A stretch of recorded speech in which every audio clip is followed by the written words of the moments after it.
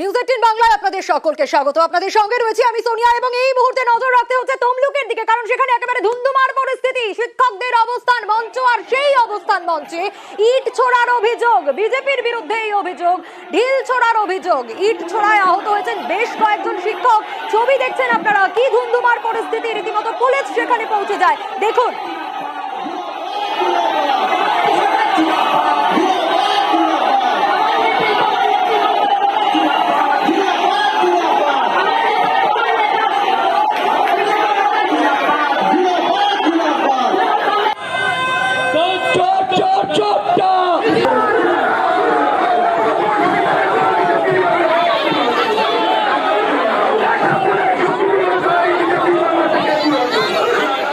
আমাদের প্রতিনিধি রয়েছেন আমাদের সঙ্গে, সুজিতের কাছে যাবো। তবে তার আগে আরো একবার ছবি দেখাবো, কি পরিস্থিতি তৈরি হয়েছে। দেখুন তমলুকে একেবারে ধুন্ধুমার অবস্থা।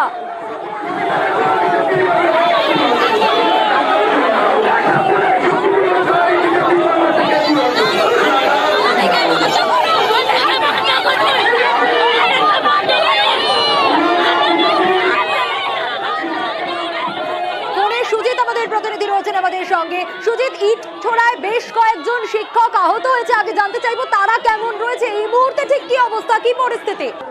তাদের বেশ কয়েকজনকে তমলুক হাসপাতালে ভর্তি করা হয়েছে এবং পরিস্থিতি তাদের চিকিৎসা চলছে। কয়েকজন কিন্তু যথেষ্টই আঘাত লেগেছে, কারণ ইট এলোপাতাড়ি ছোড়া হয়েছে বলে অভিযোগ, এবং সেই ইট যেমন গায়ে লেগেছে তেমন কিন্তু কয়েকজন আবার সামনে গিয়ে হামলা চালিয়েছে বলে তৃণমূলের তরফে অভিযোগ করা হচ্ছে।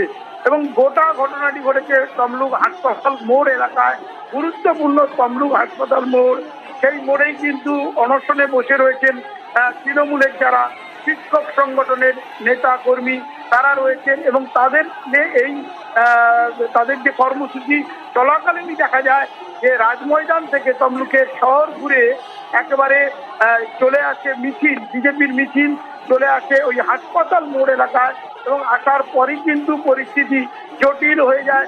এবং পরিস্থিতি এমন জটিল হয় যেখানে কিনা দেখা যায় একেবারে ধুন্ধুমার কাণ্ড, তুলকালাম কাণ্ড ঘটতে থাকে, কারণ ইট ছোড়াছড়ি চলতে থাকে, চেয়ার ভাঙাভাঙি হয়, এবং সবটাই কিন্তু অভিযোগ বিজেপির বিরুদ্ধেই অভিযোগ ওঠে। বিজেপি অভিযোগ অস্বীকার করলেও ঘটনা নিয়ে কিন্তু যে ছবি সামনে আসছে সেখানে কিন্তু দেখা যাচ্ছে অনশন মঞ্চের দিকে, অর্থাৎ তৃণমূলের শিক্ষকদের অনশন মঞ্চের দিকে ইট ছোড়া হয়েছে, পাথর ছোড়া হয়েছে, এমনকি ঢুকে গিয়ে চেয়ার ভাঙা হয়েছে বলে অভিযোগ। পুলিশ বিজেপি সমর্থক একেবারে তুমুল ধস্তাধস্তির ছবিটা সামনে আসে, এই মুহূর্তে ঠিক কি অবস্থা? পুলিশ একেবারে বাঁচানোর চেষ্টা করে, পরিস্থিতি সামাল দেওয়ার চেষ্টা করে। সেক্ষেত্রে পুলিশকে বিরাট সংখ্যক বিজেপির কর্মী সমর্থকদেরকে আটকাতে গিয়ে হিমশিম খেতে হয়, কারণ তাদের সামনেই ঘটনা ঘটতে থাকে এবং সংখ্যায় অনেক বেশি বিজেপির কর্মী সমর্থক।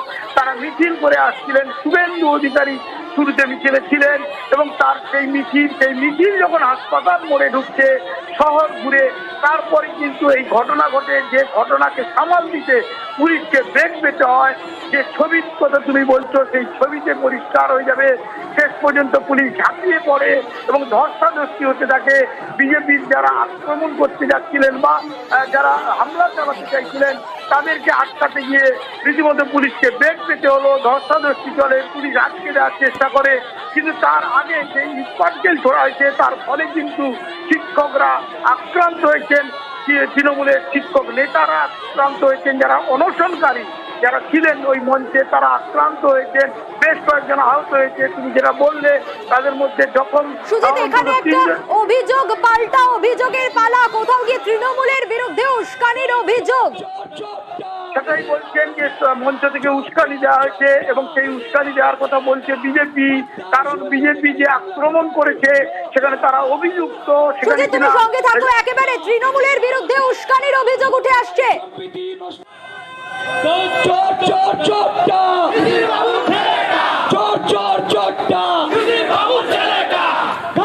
শুভেন্দু অধিকারী বাংলা থেকে দূর হটো, চোর চোর চোরটা সাম্প্রদায়িক সম্প্রীতি নষ্টকারী বিজেপি বাংলা থেকে দূর হটো, শুভেন্দু